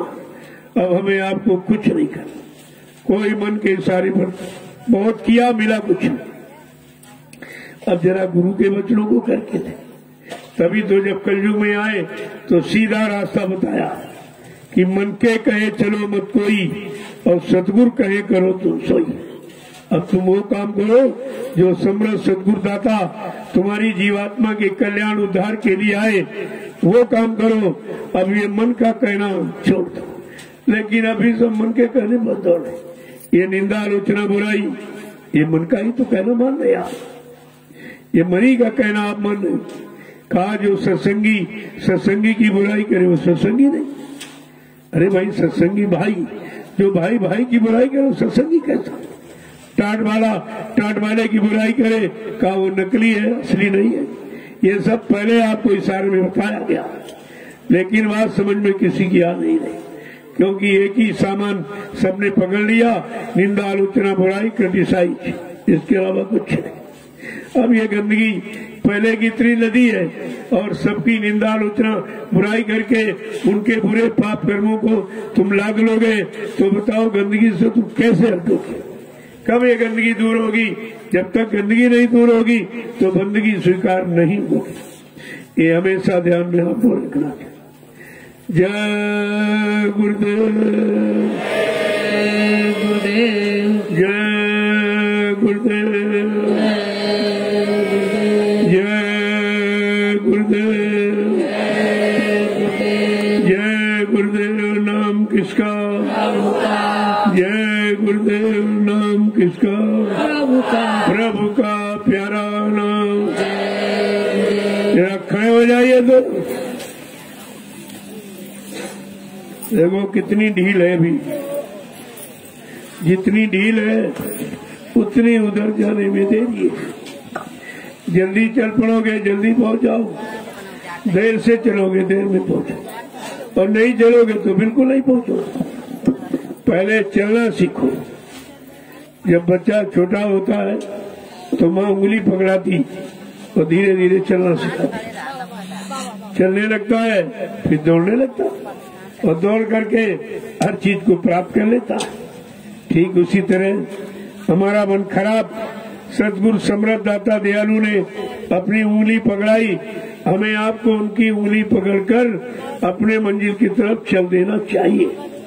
नहीं तो ऐसा समृद्ध मालिक, ऐसा हमदर्द, ऐसा शुभचिंतक, रहबर रहनुमा न कभी इस मंडल पर आया और न कभी आएगा, जो तुम्हारा इतना बड़ा काम करने के लिए यानी प्रयत्नशील है और तुमसे कुछ मांगता नहीं, तुमसे कुछ लेता नहीं, कोई इच्छा कामना रखता नहीं और तुम्हारा काम करता। इससे बड़ा तुम्हारा शुभचिंतक हितैषी कौन होगा? हम अपने परम हितैषी को नहीं सोच पाए क्योंकि आपने वचनों को पकड़ा नहीं। अगर सत्संग वचनों को पकड़ लेते तो ये सब आसान हो जाता। नहीं सत्संग समझ में आ रहा तो सेवा करो, और सेवा भी नहीं समझ आ रही तो भजन करो, और भजन भी नहीं समझ रहा तो फिर कुछ तो फिर रोना सीखो। रोना बिन रोए नहीं पाइयो साहब का दीदार, हंसियों से कंठ न पायो जिन पायो तिन रोए, और हंसे खेले पीऊ मिले तो कौन सुहागन होए। रोना भी तो नहीं आता, ये आंसू बहाना नहीं रोना, वो बिरेक आंसू।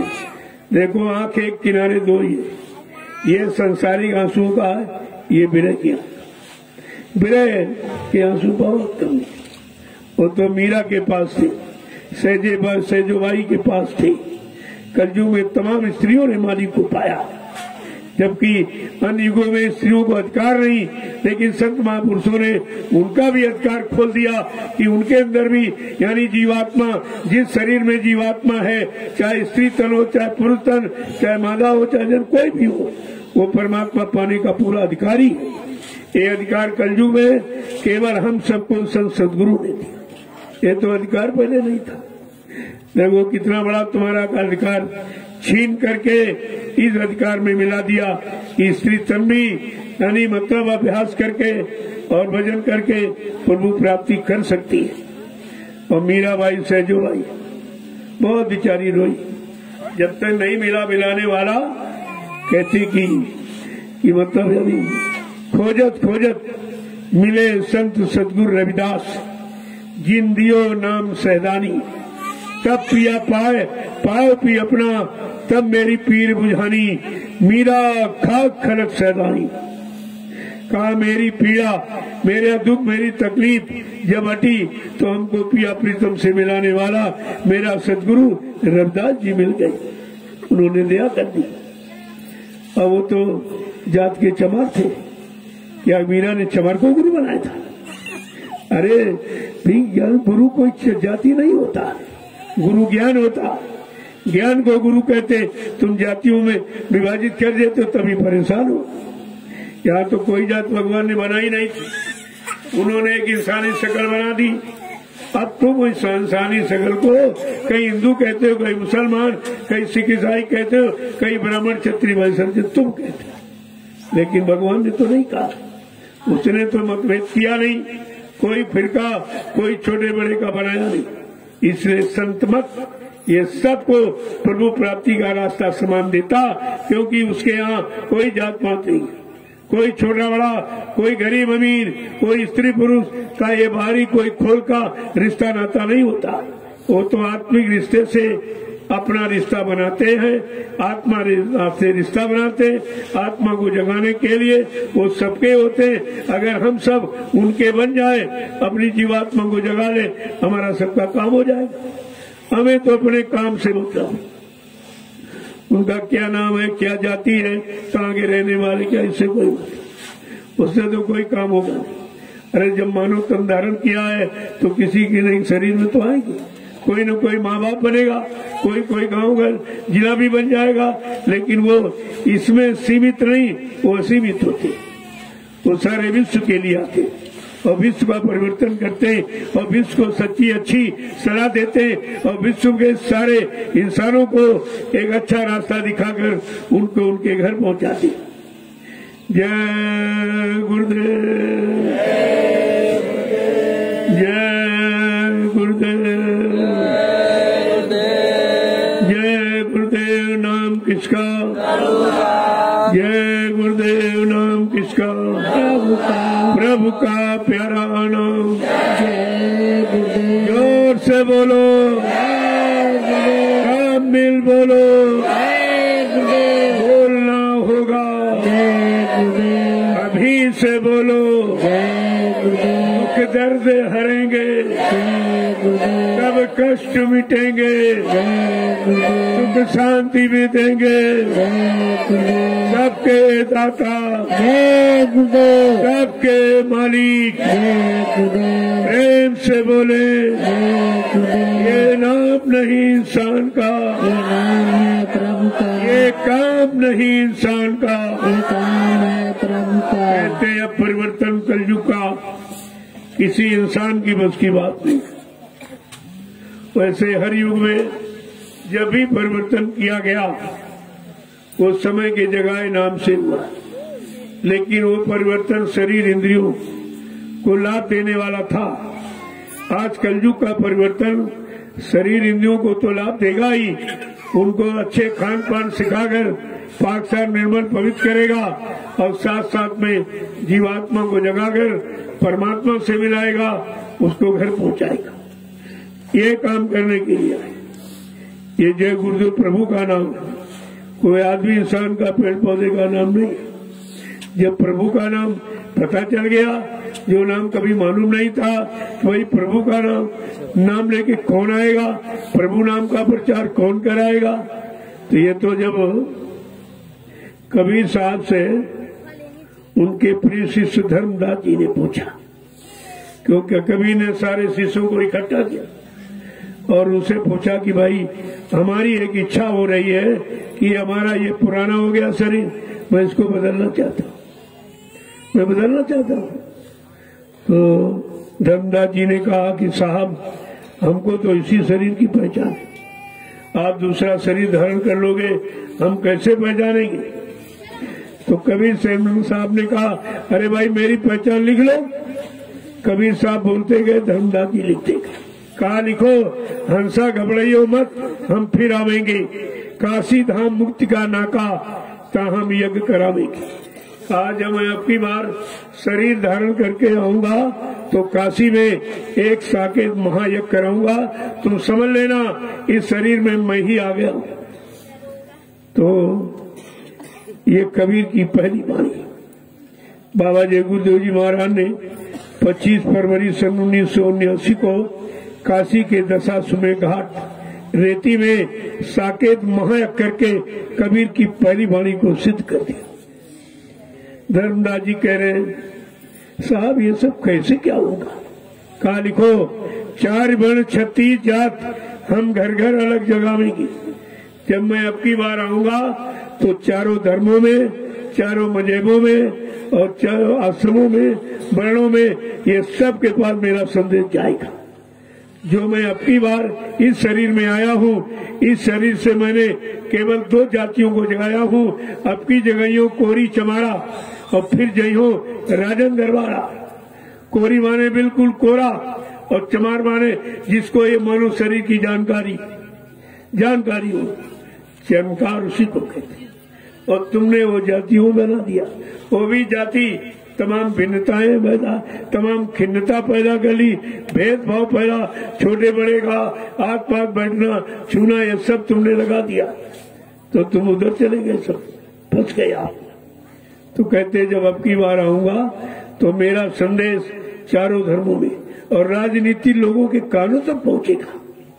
तो 24 मार्च सन 1980 को अहमदाबाद में दूरदर्शी को जन्म देगा राजनीति लोगों के कान तक सच्चा राजनीति और सच्ची धर्मनीति का संदेश पहुंचा दिया, सबके पास पहुंचा दिया। देखो कितना बड़ा काम किया। और फिर दूरदर्शी का राष्ट्रीय अधिवेशन करनाल जिले में, जो हरियाणा में है, करनाल जिले के कालीदास रंगशाला पार्क में 7, 8, 9 फरवरी को संपन्न किया और कहा मैंने दूरदर्शी को आशीर्वाद दे दिया, ये बच्चा फले फूलेगी और तुम ऐसा करो, सब लोग दूरदर्शी का महाप्रसाद ये हिंदुस्तान में जितने यानी कार्यालय हैं, अधिकारी कर्मचारी सबके पास पहुंचा दीजिए। आपने प्रसाद पहुंचाया और तुम ही भूल गए। प्रसाद का कोई असर नहीं, काम की शुरुआत नहीं, व्यवस्था लागू की नहीं गई और कहते व्यवस्थापक चला गया। फिर ये काम कौन करेगा? क्या उनका काम और कोई कर सकता है? क्या संत वचन पलटत नहीं पलट बार ब्रह्मांड, क्या सब झूठ लिखा है? ये सब पर विचार आपको करना चाहिए और सब बेचारे भ्रमित हो गए, तब छोड़ के भाग गए। तुमने कितना प्रचार किया हिंदुस्तान में बाबा जी के वचनों का और तुम ही भूल गए हो। तुमने भारत की जनता को बताया कि विश्व को सुख शांति इसी जय गुरुदेव नाम से मिलेगी और विश्व को सच्ची सुख शांति बाबा जय गुरुदेव जी महाराज से मिलेगी, और तुम उन्हीं को कहते हो मर के चले गए। तो विश्व को सच्ची सुख शांति कौन देगा? अरे बचनों पर भी तो याद करो। क्या सदगुरु झूठ बोलने के लिए आए? क्या झूठ बोल के चले गए? वादा खिलाफी करने आए, वादा खिलाफी करके चले गए? ये सब आपको विचार करना चाहिए था।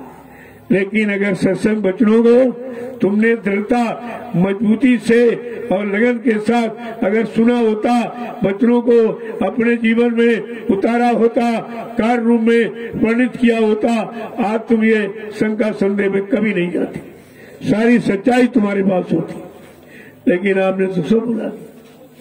धर्मदास जी कह रहे हैं साहब आप किस नाम से प्रचार कराओगे?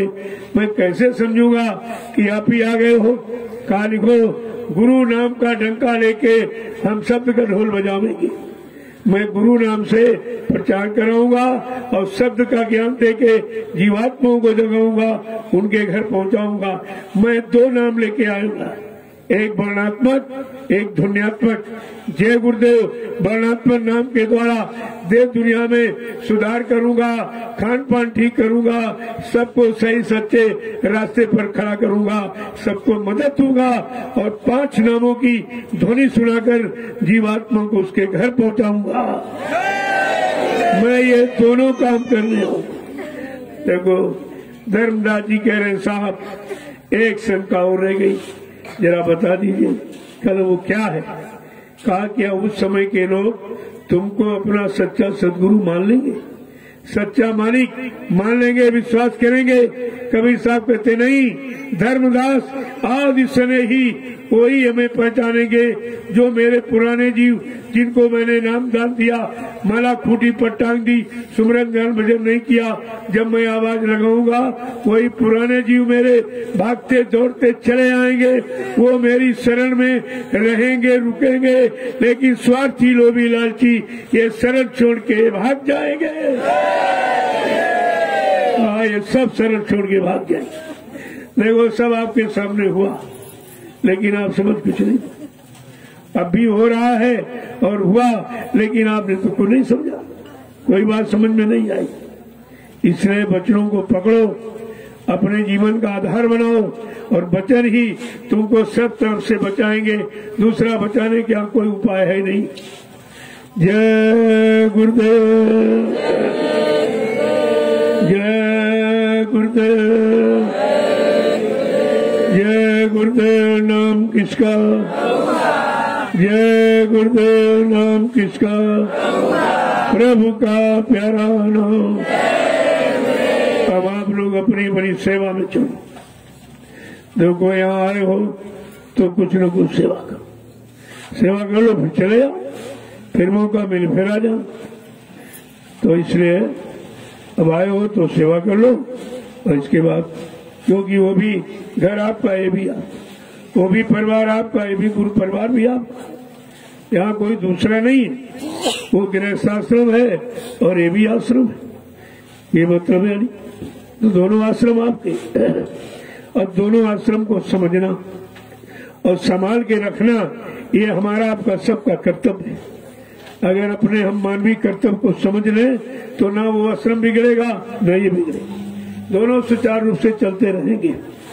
इसलिए समय मिले आ जाओ और फिर बोलना चले जाओ, वो भी व्यवस्था देखते रहो, ये भी देखते। अब ये जरूर है वो गौड़ है, ये मुख्य है, लेकिन अभी हम उल्टा समझते, उसे मुख्य मानते, इसको गौड़ मानते। उसमें ज्यादा समय देते, इसमें कम। जिसमें ज्यादा समय देते हो वो तुम्हारे साथ नहीं जाएगा, जिसमें कम समय देते हो यहाँ का कर्म तुम्हारे साथ जाएगा, तुमको साथ ले जाएगा। ये परमार्थी सेवा आपके साथ जाएगी और शरीर इंद्रियों की जो पारिवारिक सामाजिक सारी सेवाएं करते हो वो यही छूट जाएंगी। कोई सेवा तुम्हारे साथ नहीं जाएगी, कोई सेवा का लाभ तुम्हारे साथ नहीं जाएगा। यानी हमारा करना धरना सब बेकार है तो है, लेकिन हम इसे बेकार समझेंगे कैसे? क्योंकि 3 युगों से हम इसे अच्छा मान के पकड़े हैं, अच्छा सच्चा मान के आज भी उसी में लगे हैं, उसी को संभाल रहे हैं। लेकिन जब ये नहीं मालूम कि ये संभालना कहाँ, यहाँ सब मिटना है, सब खत्म होना है, सब नष्ट होना, बर्बाद होना है, मिट जाना है, लेकिन हम अपनी अज्ञान बुद्धि से उसे ही संभालते रहते। अगर सत्संग से ज्ञान बुद्धि आ जाए तो उससे अपना काम बना लो और इससे घर पहुंच जाओ। दोनों समझ लो, वो व्यवस्था परिवार की शरीर की रक्षा की है, शरीर के शुद्धिकरण की है, शरीर को लंबे समय तक निरोग रखने की। अगर इस भाव से उस व्यवस्था में रहो और व्यवस्था को चलाओ तब तो तुम फंसोगे नहीं, काम कर लोगे अपना कि हम इसलिए व्यवस्था में रह रहे। इस शरीर को व्यवस्था चाहिए, इसको रोटी कपड़ा मकान चाहिए, ये इसकी खुराक है। अगर नहीं मिलेगा, आधार नहीं रहेगा तो ये टिकेगा इस पर, चलेगा किस पर, लेकिन आधार समझकर। बाकी सुधार तो यहाँ से होता, वो आधार है, यहाँ सुधार है, जीवात्मा का उद्धार है। ये दोनों काम इधर है। जय गुरुदेव, जय गुरुदेव। अब आप चलिए, जो लोग जाने वाले हैं मैं यहाँ अंदर आपसे मिलूंगा, यहाँ मिल लूंगा। तो हमेशा इस बात का, जो जाने वाले हैं अपना प्रसाद ले लो, चले जाओ। वैसे कल मैंने आपको दर्शन भी किया, आपको प्रणाम भी किया, और सुबह ही यानी पूरे दिन कल नैनी चला चली रही, मैं बराबर बैठा और मतलब प्रसाद भी आपको दे दिया। वैसे तो कल ही आपका काम कर दिया, तो चले जाओ। आप नहीं मानते हो, कोई नहीं विश्वास हो रहा तो चलो आपकी सेवा के लिए बैठ जाऊंगा, ये भी सेवा आपकी हो जाएगी। जय गुरुदेव। क्योंकि कुछ सामान आप ले आते हो, हमको तो जरूरत नहीं, अगर न लूं तो आपके भाव बिगड़ जाते कि लो मैं लाया, हमारा लिया नहीं गया, हमारा लिया नहीं, हमारा खराब था, छोटा था, कम था, इसलिए नहीं लिया। क्या ऐसा कोई भाव नहीं है, हमें जरूरत नहीं, क्योंकि हम कितना आपका करते। अब आप ये कपड़े देते तो यही नहीं फटते, यही बहुत दिन चलते रहते, तो फिर जरूरत क्या है? एक रोटी दोपहर एक शाम, वो भी आपकी खाता हूँ। रोटी भी मेरी नहीं, कपड़ा भी मेरा नहीं, ये झोपड़ी भी मेरी नहीं, तुम्हारी बनाई। यही रोटी कपड़ा मकान तो लोगों को फंसाए पड़ा, तो मैं भी उसी व्यवस्था में हूँ, ऐसा नहीं। लेकिन वो व्यवस्था तुम्हारी व्यवस्था बनाने की है, अपनी व्यवस्था बनाने की नहीं। और तुम्हारा घर मकान अपनी व्यवस्था बनाने की, ये घर मकान रोटी कपड़ा तुम्हारे बनाने का सामान, तो आपको समझना चाहिए। तो इसलिए, और ये गाड़ी भी आपने दे दी। देखो सब सामान मेरे पास है, मेरे पास तो एक नया पैसा भी नहीं है, और जो है ये आपका दिया और आपके काम में लगा देता। जो पहले दिया है सामने जमीन, अब जो दे रहे हैं वो सामने निर्माण कार्य उधर इधर सब हो रहा। ये सब यहाँ कोई शंका की बात नहीं, हमें कुछ चाहिए नहीं, क्योंकि हमको जरूरत नहीं। हम कोई फल फ्रूट, कोई मेवा, कोई मतलब घी तेल तला मीठा मीठा तो हम खाते पीते नहीं, बहुत सादा भोजन मेरा। अगर साधन भोजन सूखा भोजन न करे तो इतनी उम्र में तो बोलना मुश्किल है। मोटा हो जाऊंगा आवाज नहीं निकलेगी, आपकी सेवा नहीं हो पाएगी। तो ऐसा काम कोई नहीं किया जाता। और ये इसीलिए आपसे कहता हूँ, ऐसा भोजन सादा भंडारे का खा लो, निरोग बीमारियों से फुर्सत मिल जाए। लेकिन आप जवान में इतने बन गए हो कि जवान की पूर्ति के लिए इतना काम आपने आज तक किया, इसकी पूर्ति हुई, इतने करोड़ों कुंटल खा डाला तो कुछ नहीं बचा, कुछ लाभ नहीं मिला। फिर जवान के स्वाद की पूर्ति कब तक कराते रहोगे? क्योंकि इसका स्वाद कभी पूरा होता नहीं और ये कभी भी साथ आपके जाएगी नहीं, कि वो शरीर में लगी जवान और शरीर जला दिया जाएगा, साथ में जवान जल जाएगा। और शरीर के लिए जो आपने अच्छा बुरा पाप कर डाला और शरीर भी यहाँ जलाया जा रहा और जवान भी जलाई जा रही, और जो काम किया कर्म उसकी सजा बाकी, वो आपको उधर भोगनी पड़ेगी। क्योंकि शरीर तो जाएगा नहीं, जीवात्मा जाएगी, तो जीवात्मा को भुगतान करना पड़ेगा।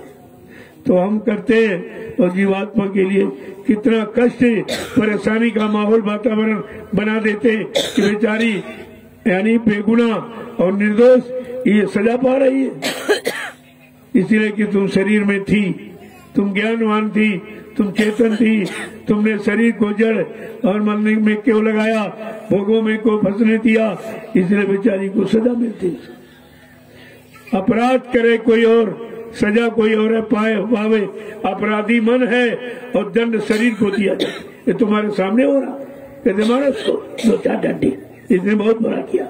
और जिसने बुरे कर्म की सलाह की, वो अंदर चुपचाप बैठा मन, वो तुमको दिखाई नहीं देता, वो तुम्हारी पकड़ में आता नहीं, तो तुम मारोगे कैसे?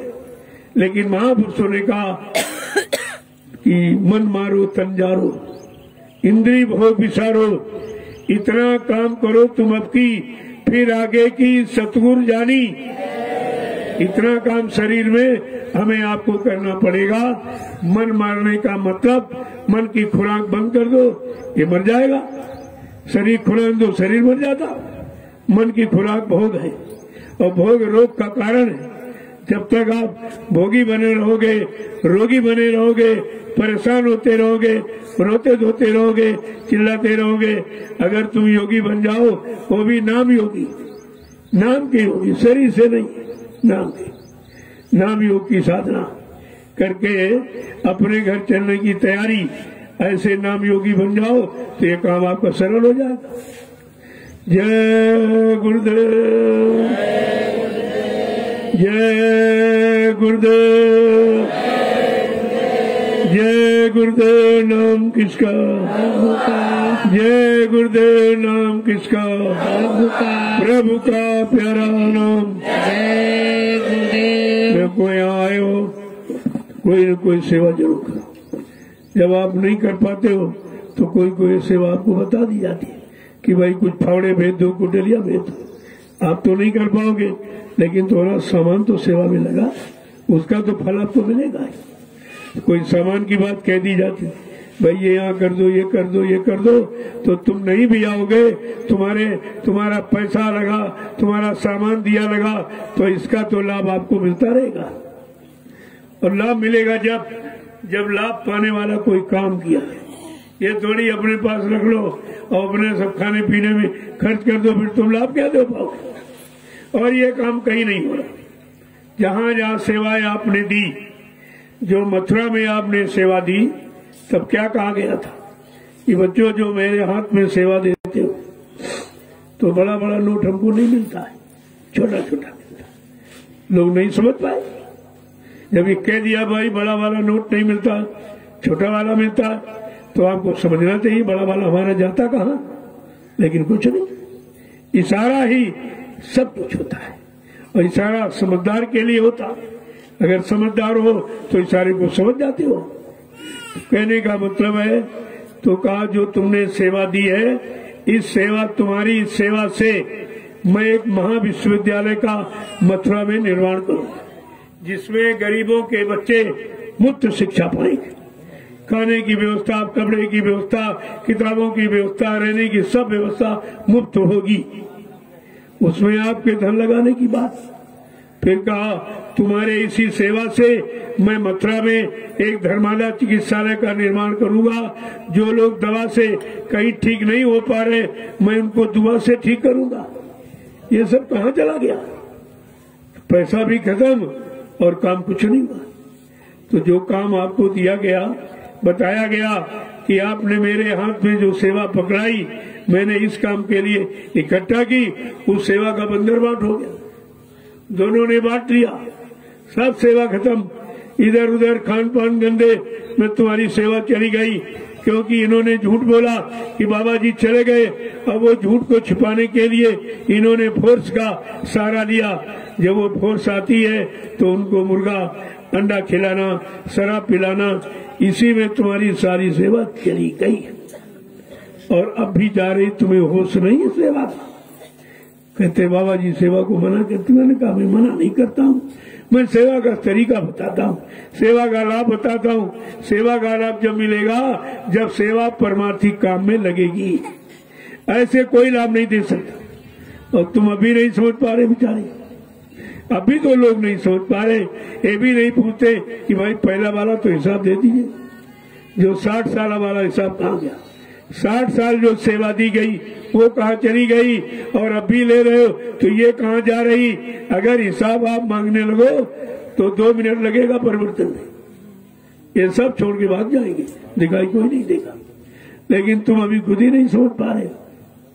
और जबकि मैं करके दिखा रहा हूँ वो सेवा, इस सेवा का देखिए, जबकि मैंने कोई सेवा मांगी नहीं, कोई सेवा का अंक निर्धारित नहीं किया कि 3 अंकों की, 4 अंकों की, 5 अंकों, कुछ नहीं। जबरदस्ती जो श्रद्धा से आप दे, और 10 रुपए ज्यादा कोई देता नहीं था।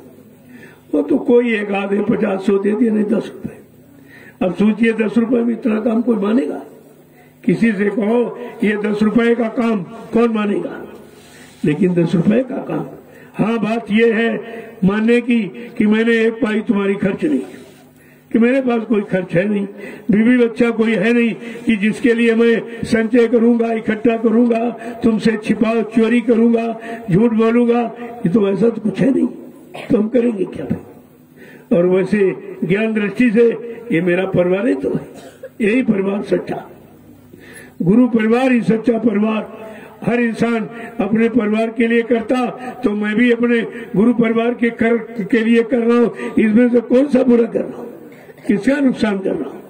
फिर आप समझे नहीं पाते हो। अगर गुरु परिवार के आप सदस्य हैं तो आप भी इसी तरह से अपने बिखरे हुए गुरु परिवार को इकट्ठा करो। ये सबका कर्तव्य है। हमसे जो भी पूछता है कि मैं क्या करूं, हमने कहा जो मैं कर रहा हूं तुम भी करो। परिवार पर इकट्ठा, अब परिवार इकट्ठा करने की बस की बात नहीं, क्योंकि इन्होंने परिवार को लूटा है, वो घसीटा है और आज भी लूट रहे। तो ये कैसे इकट्ठा करेंगे परिवार? जो धन इकट्ठा करने में लगा वो परिवार इकट्ठा नहीं करेगा, उसको तो विघटन में फायदा।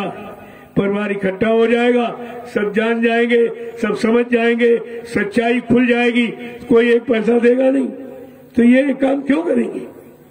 लेकिन मेरा काम अपने गुरु परिवार को संगठित करना। ये आदेश जो 1971 में, जो पुराने प्रेमी होंगे उनको शायद याद होगा, 1971 में ये आदेश जारी किया गया था कि बच्चा, मैंने बड़ी मेहनत परिश्रम से और यात्राएं सहकर ये परिवार मैंने बनाया, ये बगीचा मैंने लगाया है। तुम्हारा सबका परम कर्तव्य है मेरे बगीचे का एक भी पेड़ न हटने देना, न कटने देना। कितने लोगों ने गुरु आदेश माना? एक भी जीव नहीं खड़ा किया। और गुरु ने जितने जीव खड़े किए, लगाए, और करोड़ों जीवों को अपने स्वार्थ लोभ लालच की पूर्ति के लिए हटा दिया। लगाया नहीं, सबको हटा दिया, भटका दिया, मैंने भरमा दिया। तो क्या छोटा मोटा अपराध है? यानी जो परिवार में विघटन करे और सबको अलग करके अपना स्वार्थ हल करे, उससे ज्यादा अपराधी कौन है? उससे बड़ा गुनहगार कौन है? क्या इस सजा से बच जाएगा? कहा था बच्चा, मैंने एक ऐसा जाल बना के रखा कि छोटी बड़ी कोई भी मछली वो बगैर फंसे बचेगी नहीं। तो फिर तुम क्यों नहीं सारा सोच? इससे बचेगा कोई नहीं। आगे वो समय आ रहा, तुम्हारा सबकी पोल खुल जाएगी, सबकी पोल। वैसे मैंने सबकी को लगभग तो खोली दी है। 9 बरस आज से पूरे हो जाए। आज 18 मई है, लीला का दिन है। आज से 9 बरस पूरे हो गए। अब आप सोचिए 9 बरस कितनी मेहनत आपके साथ की। सारे हिंदुस्तान में घूम घूम कर कोई जगह बाकी नहीं रही जहां ये संदेश न पहुंचाया गया हो। और ये प्रेमियों ने अपने इस मोबाइल के माध्यम से ये सब पूरा ये रोज कर वो संदेश जा रहा। सारा हिंदुस्तान सुन रहा है, समझ रहा है, जबकि ये भी समझ रहे कि हिंदुस्तान में सबके मुख बंद हो गए, सब भाषण करना बंद कर दिया। क्यों? वो भाषण था, वो परवचन, वो पराये वचन अपने स्वार्थ के थे। ये संत वचन है जो निरंतर चलते ही रहेंगे और सबके काम आएंगे। ये संत वचन है, ये परवचन नहीं है।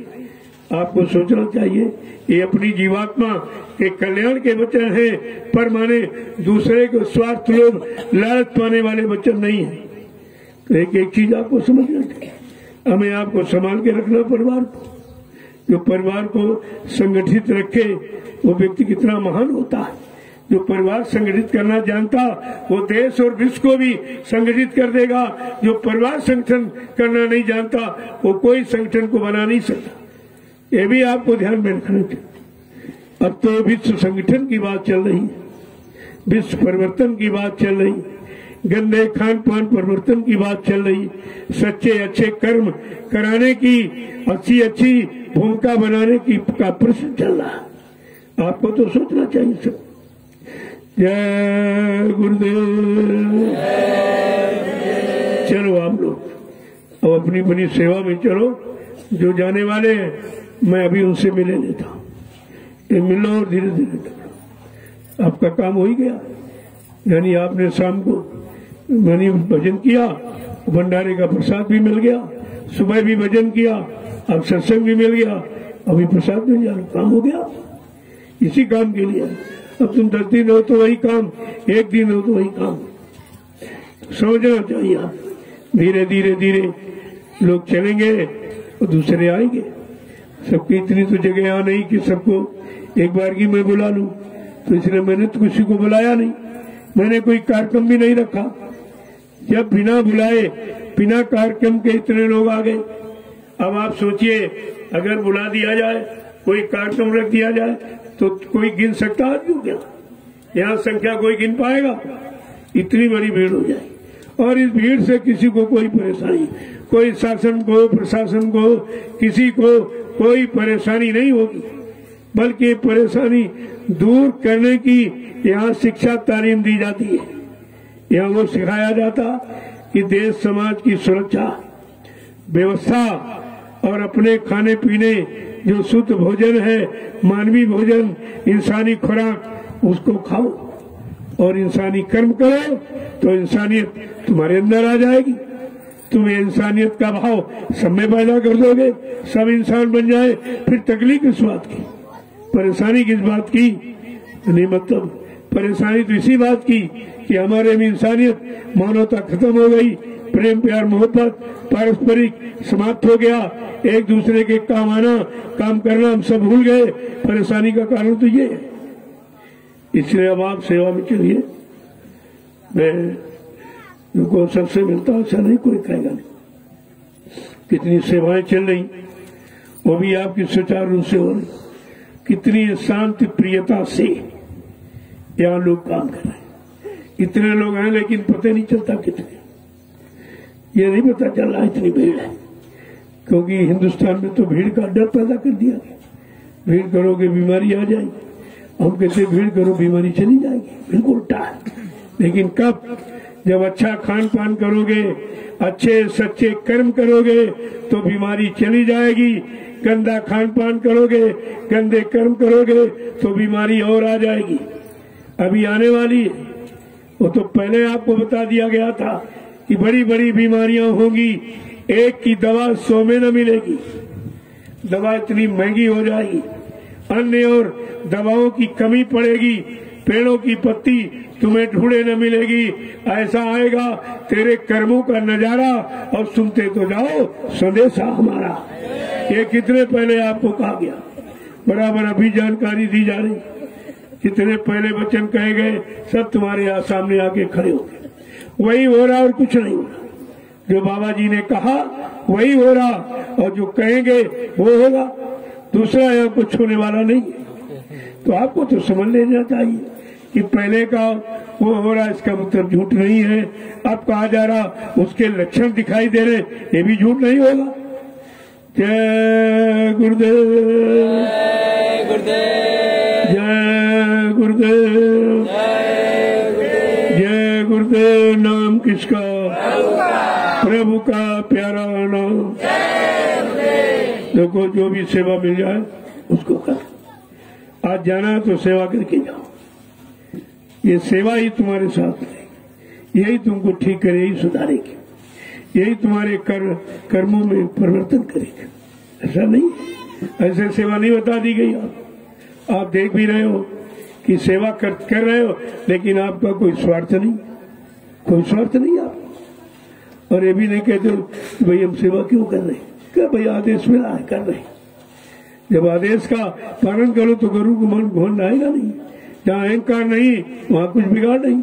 बिगाड़ तो अहंकार था, जब आया अहंकार किया कराया सब बेकार। आज अहंकार प्रधान हो गया, सबको अहंकार, किसी को धन का, किसी को बल का, किसी को बुद्धि का, किसी को जाति का, किसी को रूप का, किसी का सामान का, किसी को पद का, किसी को अधिकार का, सबको तो अहंकार। तभी तो कहा प्रभुता पाए का मदनाई, कर विचार देखो मनमाई। कोई प्रभुत्व में अधिकार मिल जाए अहंकार पहले आ जाता, और अहंकार आ गया तो सब काम बिगाड़ देता। इसलिए सेवा भाव में करोगे अहंकार नहीं आएगा, अधिकार भाव में करोगे अहंकार आएगा, सेवा भाव में करोगे कोई अहंकार नहीं आएगा। और सेवा भाव हमेशा फलीभूत होता।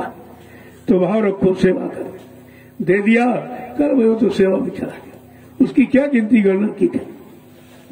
तो कहने का मतलब यह है, जब वचनों को समझने लगोगे, जीवन में उतारने लगोगे, धीरे धीरे तुम्हारा जीवन सेवामय बन जाएगा।